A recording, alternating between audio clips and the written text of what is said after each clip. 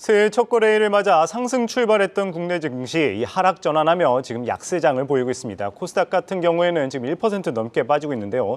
연초 시장 전략 어떻게 대응하면 좋을지 한번 살펴보도록 하겠습니다. 오늘은 이 박석현 우리은행 투자상품전략부 부부장 자리에 모셨습니다. 어서 오세요. 예, 안녕하십니까. 네, 이 증권사 대부분이 이제 상반기 시장 약세로 전망을 하고 있습니다. 상저하고 예상하는 사람들이 많은데, 근데 또 이 추가 하락 가능성에 대해서는 의견이 분분해요. 이 부부장님이 보시기에는 어떻게 바라보십니까? 일단 상반기 약세장을 전망하는 가장 큰 근거는 아무래도 경기 침체에 대한 우려가 이제 커지고 있고, 여기하고 동시에 기업이익 전망도 상당히 좀 부진하기 때문에 이 두 가지 부분이 상당 부분 우려 요인으로 작용을 하고 있고요. 여기에 덧붙여서 아무래도 연준이 상반기에 금리 인상을 좀 중단한다 하더라도 금리를 좀 동결을 지속할 것으로 예상이 되고 있다라는 점 부담 요인으로 작용을 하고 있습니다.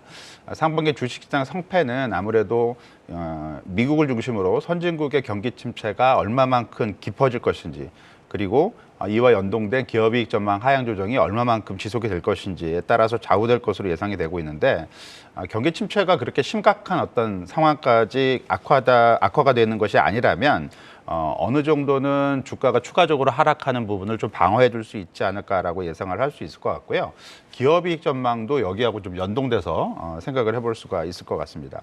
금융위기 당시에 미국이 경기 침체가 많이 심화가 됐던 거는 실업률이 그 5%에서 10%까지 일단 급등을 하면서 소비 경계가 침체를 보인 점이 경기 침체를 좀 끌고 간 가장 큰 어떤 요인으로 작용을 하고 있는데, 이번 사이클에서 미국 고용 시장은 좀 둔화가 되더라도 침체까지는 가지 않을 것으로 예상을 하고 있기 때문에 경기 침체 양상이 심각한 상황으로 가기보다는 완만한 양상을 보일 걸로 예상을 하고 있고요.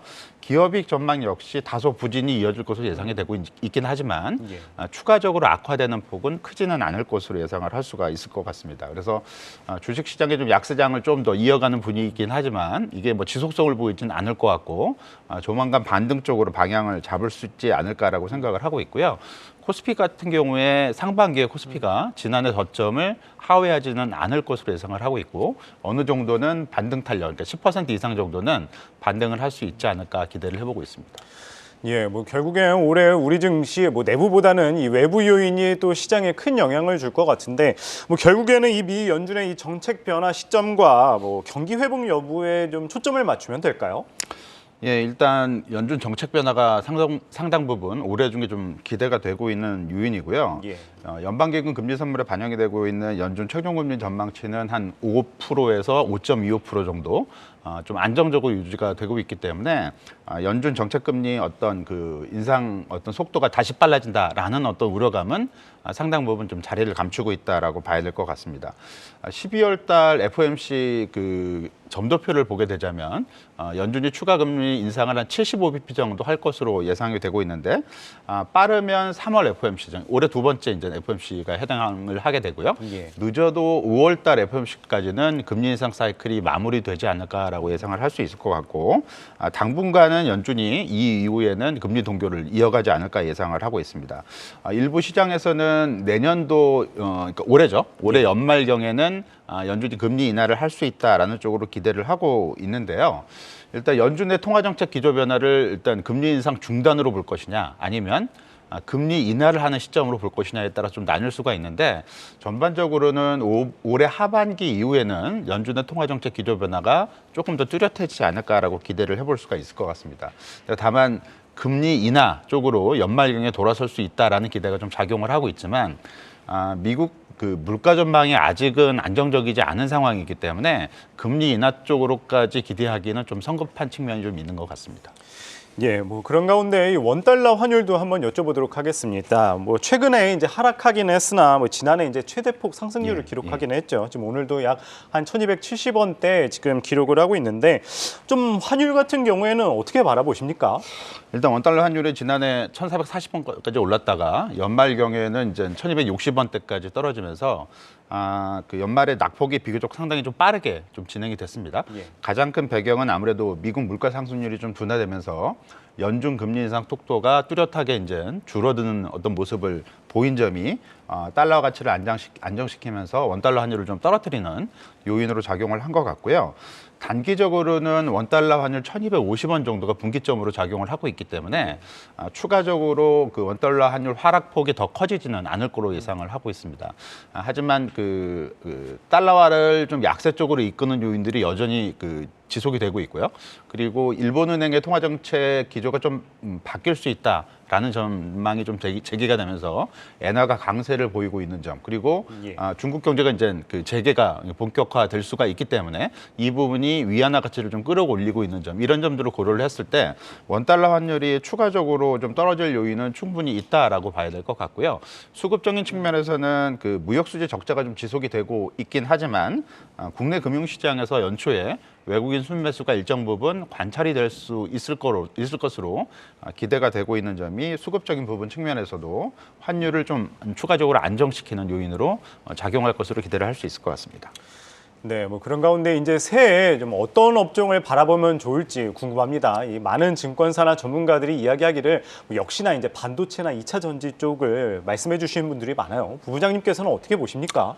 예, 둘 다 뭐 긍정적으로 볼 수 있을 것 같고요. 2차 전지 같은 경우는 올해 유일하게 다른 산업들도 있긴 하지만 주요 산업 쪽에서는 올해 유일하게 업황 호조가 지속이 될 수 있는 산업으로 일단 볼 수 있을 것 같습니다. 가격 부담 요인이 좀 있긴 한데 연말에 좀 가격 조정을 보이면서 이런 부분들 좀 해소가 됐기 때문에 2차 전지는 가장 우선적으로 기대를 가질 수 있는 산업군이 되지 않을까라고 볼 수 있을 것 같고요. 반도체 같은 경우는 업황 전망은 상당히 부진하고요. 이익 전망 역시 이제 마찬가지라고 볼 수 있는데 반도체 수출도 오늘 발표가 됐듯이 12월 수출이 전년 동월 대비 한 29% 정도 감소를 했기 때문에 전반적인 상황은 상당히 안 좋고요. 이익 전망치를 보더라도 올해 반도체 업종의 영업이익 전망치가 지금 1년 전에 비해서 한 70% 정도 하향 조정을 했기 때문에 상당히 좀 안 좋은 상황이죠. 근데 주가는 상대적인 측면에서는 업황에 대한 기대치나 기업이익 전망에 대한 어떤 부진이 가장 심할 때 바닥을 통과하는 것으로 일반적으로 좀 예상이 되고 있기 때문에 지금 현재 반도체 주가에서 나타나고 있는 바닥 탈출 움직임, 이런 부분들은 어느 정도는 설득력이 있는 움직임이다라고 볼 수 있을 것 같고, 물론 업황 회복이 조금 더 뚜렷해져야만 반등 탄력이 좀 뚜렷해질 수 있겠지만 하반기에 업황이 좀 개선이 될 수 있다라는 부분은 충분히 반도체 주가가 좀 바닥을 좀 확인하고 돌아서는 데는 어느 정도는 설득력을 가질 수 있지 않을까라고 볼 수 있을 것 같습니다. 그러면은 이 반도체나 2차 전지 가운데 좀 탑픽을 꼽으신다면 좀 어느 쪽을 좀 주목하고 계세요? 반도체 같은 경우는 아무래도 수익 방어력이 가장 높은 종목을 좀 관심을 가져야 되기 때문에 삼성전자가 되지 않을까라고 볼 수 있을 것 같고요. 2차 전지는 아무래도 대형주죠. 삼성 SDI나 LG 에너지 솔루션 쪽으로 관심을 가질 필요성이 있을 것 같습니다. 뭐 역시 이제 1월 효과를 기대하시는 분들도 많아요. 그런데 또 한편으로는 1월 효과 이번에는 없을 것 같다, 이런 분들도 많으신데 부장께서 보시기에는 1월 시장 전략 어떻게 가져가면 좋을까요? 일단 전반적으로는 1월 달 지금 오늘 시작하는 어떤 흐름은 그다지 좋지는 않습니다. 근데 외국인 투자 동향을 보시면 장 초반에 좀 매도가 좀 많아지다가 지금 한 보합권 수준까지 올라와 있고요. 그리고 올해 같은 경우는 오늘 밤까지 미국 시장에 좀 휴장을 하기 때문에 아무래도 내일까지는 시장 흐름 자체는 다소 좀 슬로우할 것으로 예상을 하고 있습니다. 1월 효과의 가장 중요한 어떤 시기적인 어떤 특징은 첫 주의 수익률이 어떻게 되느냐에 따라 상당 부분 좀 방향성을 좀 결정을 해볼 수가 있기 때문에 이번 주 첫 주 수익률이 상당히 중요하다고 볼 수 있을 것 같고요. 특히 이번 주에 주말에 미국 고용지표 발표가 있기 때문에 그 발표를 좀 더 확인하고 나서 첫 주간 수익률이 특히 미국 시장이 어떻게 되느냐가 가장 중요할 것 같고, 미국 시장의 긍정적인 흐름을 첫 주간에 보여주게 된다면 1월 효과에 대한 기대감도 어느 정도는 다시 살아날 수 있지 않을까라고 볼 수 있을 것 같습니다. 그렇다면은 좀 이번 주에 이제 고용지표를 발표 후에 만약에 매수를 염두에 두시는 투자자분들이라면 그때 이제 지나고 난 다음에 다음 주 정도에 좀 매수 타이밍을 잡아도 될까요? 일단 주말을 확인해 보는 게 가장 중요할 수 있겠지만 그 전에 미국 시장이 그 연초 흐름을 어떻게 보일지 이런 흐름들도 상당히 중요하다고 볼 수 있을 것 같고요.